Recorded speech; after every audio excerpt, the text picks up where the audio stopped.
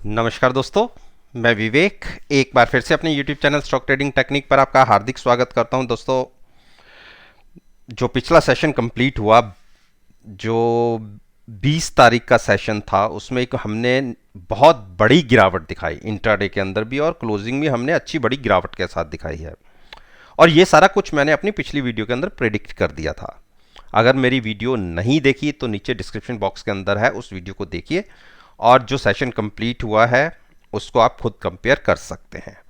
और बाकी साथ ही साथ के अंदर मैंने अपने वीडियो जो व्हाट्सएप ग्रुप है, जो मैंने रिसेंटली एक क्रिएट किया है, क्योंकि हमारे यूट्यूब चैनल के 1000 सब्सक्राइबर कंप्लीट हो गए थे और साथ ही साथ में फेसबुक ग्रुप में भी मेरे 30,000 सब्सक्राइबर्स कंप्लीट हो गए थे। तो कई लोग मुझे कहते थे कि सर आप हमें ड्यूरिंग द मार्केट भी हेल्प कीजिए। तो मैं जवाब देते देते थक गया था। तो इसी सिलसिले में मैंने कि जो सीरियस हैं बिल्कुल स्टॉक मार्केट में, अगर वो मेरे साथ जुड़ना चाहते हैं तो केवल और केवल पहले जो 50 सब्सक्राइबर्स होंगे उनको मैं एक छोटा सा अमाउंट है, वो अभी मैंने डिस्क्लोज नहीं किया, वो अगर मेरे साथ जुड़ते हैं तो पर मंथ में जो अमाउंट होगा लाइफ लॉन्ग उन 50 सब्सक्राइबर्स के लिए वो सेम रहेगा पर मंथ के हिसाब से। क्योंकि जैसे जैसे ग्रो करता जाएगा चैनल, लोग मेरे साथ जुड़ते जाएंगे, तो आगे काफी बढ़िया अपॉर्चुनिटीज मिल सकती हैं। तो चलिए ज्यादा बातें ना करते हुए अब हम बात करते हैं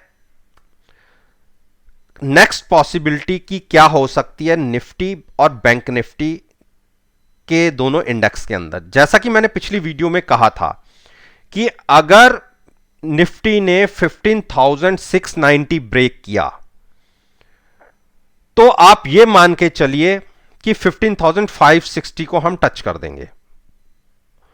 और यह तब मैंने प्रेडिक्ट किया जब निफ्टी की क्लोजिंग तकरीबन ये मान के चलिए 780 के आसपास की थी। तो उस केस में मैंने 560 के टारगेट बोले थे और ऐसा हमें कल के सेशन में देखने को भी मिला। अब मैं थोड़ा सा बड़ा करके दिखाता हूं। देखिए जो लो लगा कल के सेशन का 15,570 के आसपास, 60-65 के आसपास का ही लो लगा है।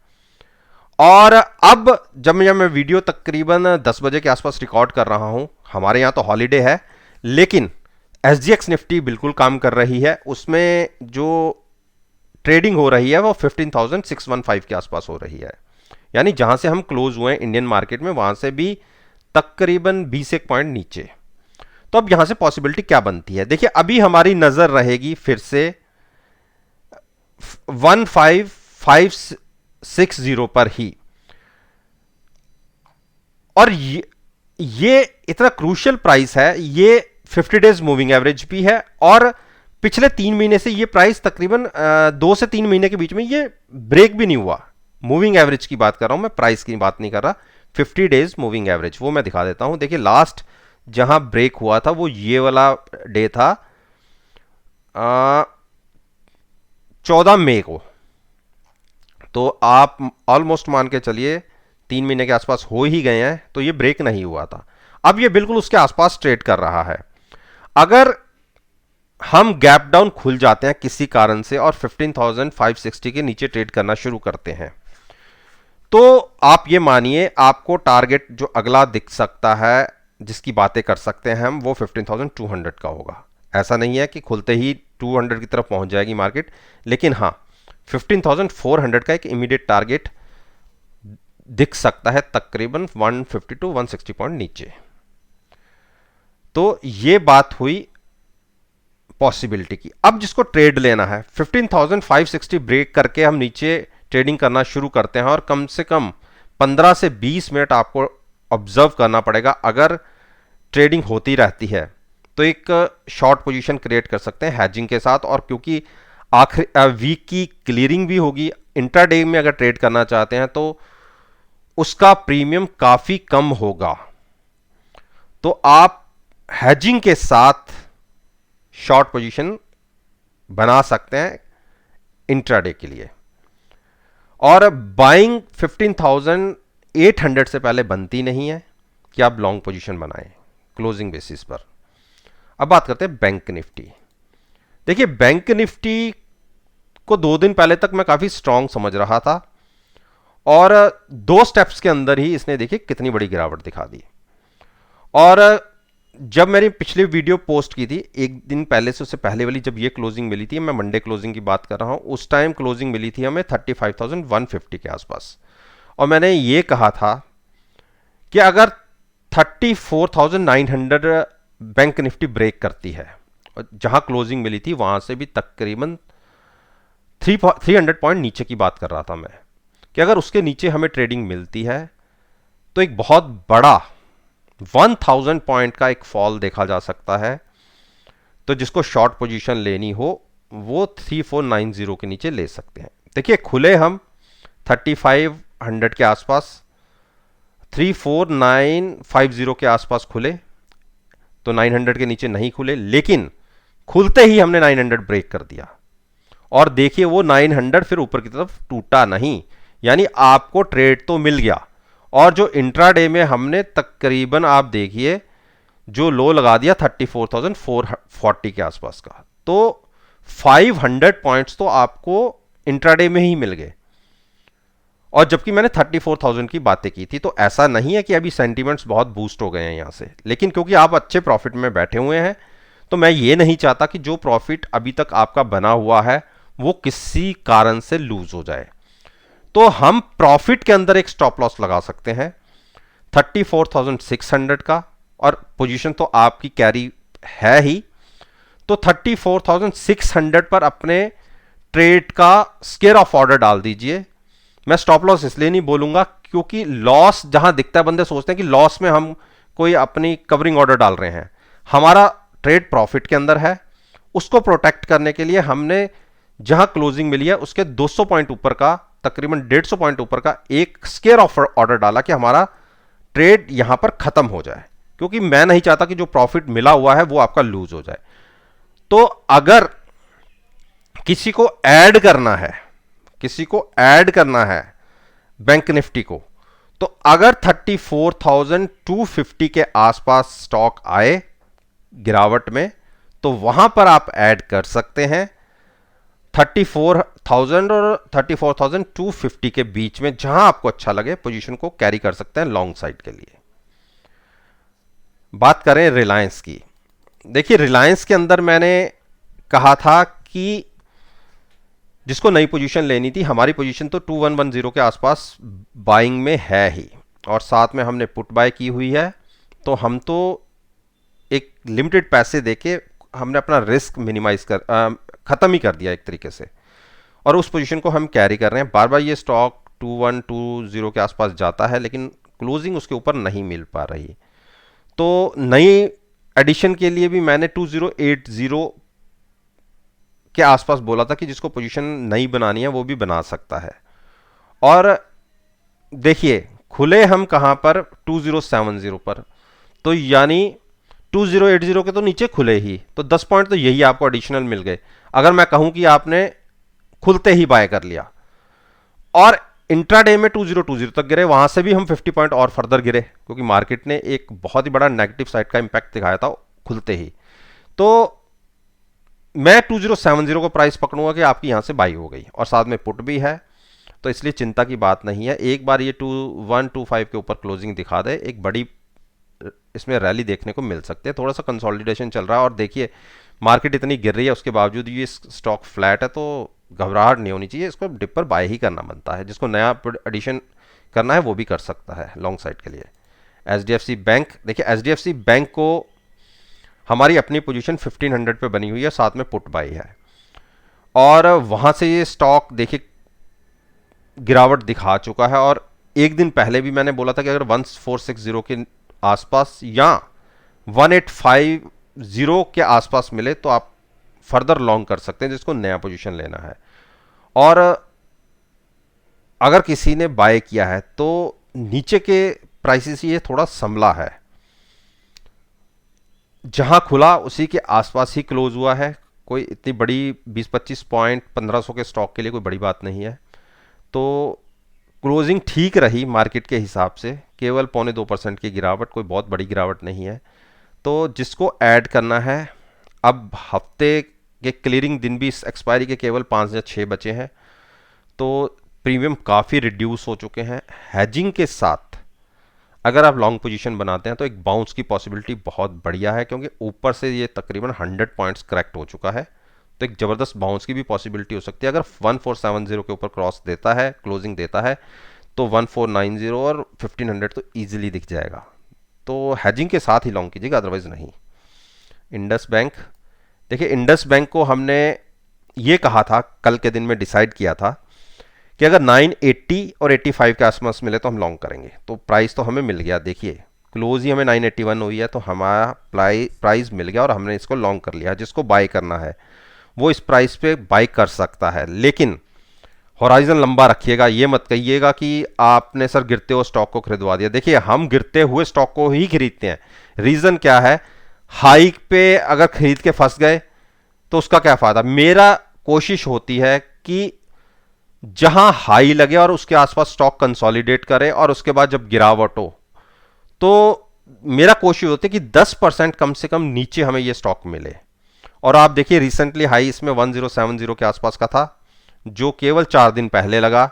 वहां से ये स्टॉक आपको 100 पॉइंट्स नीचे मिल रहा है। अगर यहां नहीं बाय करेंगे तो फिर बॉटम तो कोई पकड़ ही नहीं पाया। तो डिप पर हम बाय कर रहे हैं। मेरे को नहीं लगता कि, देखिए 975 ब्रेक करेगा। हाँ 975 ब्रेक हो भी जाता है तो हमें चिंता इसलिए नहीं है क्योंकि हमारी पोजीशन हैज होगी। हैजिंग के साथ ही हम लॉन्ग पोजीशन बनाते हैं, तो कोई घबराहट कोई चिंता वाली बात है नहीं। जिसको लॉन्ग करना वो कर सकता है। एच डी एफ सी को 2450 पर हमने बाइंग किया हुआ है, उसके बाद 75 पर भी बाई है, 2900 पर भी बाई है। देखिए हमें चिंता होती है क्या, एक तो अनलिमिटेड लॉस की, और दूसरा जो हमने हैजिंग के लिए अपना प्रीमियम दिया है उसको प्रोटेक्ट करने की। वो कैसे होता है, देखिए फ्यूचर्स तो नेक्स्ट मंथ कैरी फॉरवर्ड हो जाता है, उसमें तो हमें एक पैसा देना नहीं पड़ता, हार्डली 1-1.5 रुपए पे शिफ्टिंग होती है। लेकिन जो आप बाय करके ऑप्शन चल रहे होते हैं उसका प्रीमियम को भी बचाना हमारी रिस्पॉन्सिबिलिटी होती है। तो जैसे इन 2475 वाली पुट हो गई, 2900 वाली पुट हो गई, इन दोनों पुट के अंदर प्रॉफिट आ रहा है, तो हम इनके प्रॉफिट्स को बुक करके 2450 के आसपास की पुट इनके लिए भी हम बाय करेंगे। और अब हमारी जो पोजीशन, 3 पोजीशन बनी हुई हैं, वो तीनों की तीनों एक ही रेट के आसपास की आ गई, क्योंकि उन दोनों में हमने पुट के अंदर प्रॉफिट ले लिया और ये हमारी सारे एक ही इक्वल प्राइस की कॉस्ट की पड़ गई। अब जिसको नया डिसीजन करना है, जिसको नया ट्रेड लेना, वो यहां से कैरी कर सकता है, लेकिन जुलाई एक्सपायरी और अगस्त एक्सपायरी का होराइजन जरूर रखिएगा। शिफ्ट पोजीशन को अगले महीने भी शिफ्ट किया जा सकता है। कोटक महिंद्रा बैंक, देखिए इसके अंदर हमने पहले पोजीशन 1730 पर बनाई थी और 1760 पर एग्जिट हुए थे। उसका रीजन क्या था कि 1760 को 3 बार इसने स्टॉक ने टच किया लेकिन क्रॉस नहीं हो पाया, क्लोजिंग नहीं मिली, तो ये एक चिंता का विषय थी। इसीलिए मैं स्टॉक से एग्जिट हुआ था प्रॉफिट लेके, और मैंने ये कहा था कि जब गिरावट आएगी तो हम इसको फिर से एंट्री लेंगे। जो कल की गिरावट आई, कल की वाली नहीं, उससे एक दिन पहले भी जो गिरावट आई, मंडे की गिरावट थी जो, उसके अंदर हमने स्टॉक को 1720 पर लॉन्ग कर लिया फिर से, जो हम 1760 पर एग्जिट हुए थे। 40 पॉइंट्स नीचे हमें फिर से एंट्री मिली, लेकिन अगले दिन फिर गैप डाउन खुला और जो लो लगा दिए वो 1700 के नीचे के लगा दिए। मैं ट्यूसडे की बात कर रहा हूं, लास्ट सेशन की। और जिनको नई एंट्री लेनी थी उनको मैंने ये कहा था कि अगर 1700 के नीचे मिले तो बिल्कुल लॉन्ग करिए। 1700 के नीचे गया स्टॉक, 65 तक के,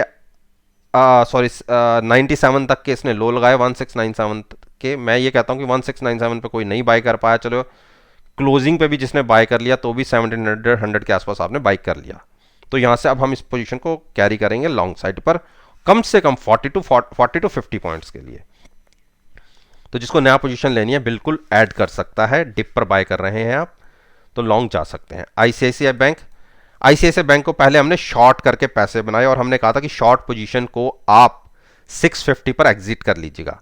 देखिए कल जो हमारी मंडे की क्लोजिंग रही थी वो 655 की रही थी, तो वहां तो एग्जिट नहीं हो पाए थे। इंट्राडे में जरूर हम नीचे गए थे और मैंने ये कहा था कि जो नहीं निकल पाया था, चलिए कोई नहीं, शॉर्ट पोजीशन को कैरी रखिए और अगले दिन की ओपनिंग ही देखिए जो रही 650 की। तो मेरे कहने पे जिसने 650 पर भी एग्जिट कर लिया, और उसके बाद मैंने ये कहा था कि इसके नीचे किसी को लॉन्ग करना है। देखिए शॉर्ट वाली पोजीशन तो हमारी हो गई एग्जिट प्रॉफिट लेके, अब जिसको लॉन्ग भी करना है वो भी 650 के नीचे एंट्री ले सकता है। शॉर्ट से एग्जिट हुए और उसके बाद रिवर्स पोजीशन के लिए मैंने बोला था कि नीचे से एंट्री ले सकते हैं। क्लोजिंग मिली है 640 की। मैं ये मानता हूं कि 645 के आसपास आपने लॉन्ग बना ली है बीच का प्राइस पकड़ के, और इस पोजीशन को कैरी रखिए। 630 एक स्ट्रॉन्ग सपोर्ट है, अगर ये ब्रेक होती है तो थोड़ा सा स्टॉक नेगेटिव हो सकता है, अदरवाइज अच्छे प्राइसेस के ऊपर आपने लॉन्ग बनाया है और हैज पोजीशन है, तो इसलिए दिक्कत वाली बात है नहीं। और साथ में पुट जरूर किसी भी तरफ के ट्रेड में जरूर पुट या कॉल बाय जरूर कीजिएगा। एक्सिस बैंक, एक्सिस बैंक को हमने 753 के नीचे लॉन्ग करना था। देखिए खुले ही हम 755 के आसपास, उसके बाद वहीं से एक लगातार गिरावट और 745 46 के आसपास के ट्रेड दिख गए। एक्सिस बैंक के अंदर हमारी अपनी पोजीशन 753 पर ऑलरेडी पहले लॉन्ग थी और वो पोजीशन हम कैरी कर रहे हैं। और उसके बाद मैंने फर्दर जिसको एंट्री लेने के लिए बोला था, जिसको नई एंट्री लेनी है, वो 740 के आसपास लेने के लिए बोला था। तो 740 का प्राइस तो आया नहीं अभी, 745 के आसपास लो लगा, लेकिन मुझे लगता है कि गिरावट थोड़ी सी गहरा सकती है। अगर 744 ब्रेक होता है तो आपको 740 भी दिख जाएगा, तो आप वहां पर एंट्री ले लीजिएगा। अच्छी एंट्री होगी लॉन्ग जाने के लिए, लेकिन साथ में पुट जरूर बाय कीजिएगा एट द मनी। एक बेरिश क्रॉस ओवर है, इसलिए थोड़ी गिरावट गहरा सकती है, मैं ये कह के चल रहा हूं। इसलिए मैं थोड़ा सा आपको और डिप पे कह रहा हूं कि खरीदिएगा, लेकिन नजरिया आपका थोड़ा लंबा होना चाहिए। जुलाई एक्सपायरी, और अगर इसमें हम प्रॉफिट में कन्वर्ट नहीं हो पाते तो हमें ये अगस्त एक्सपायरी के अंदर भी ट्रेड शिफ्ट करना पड़ सकता है।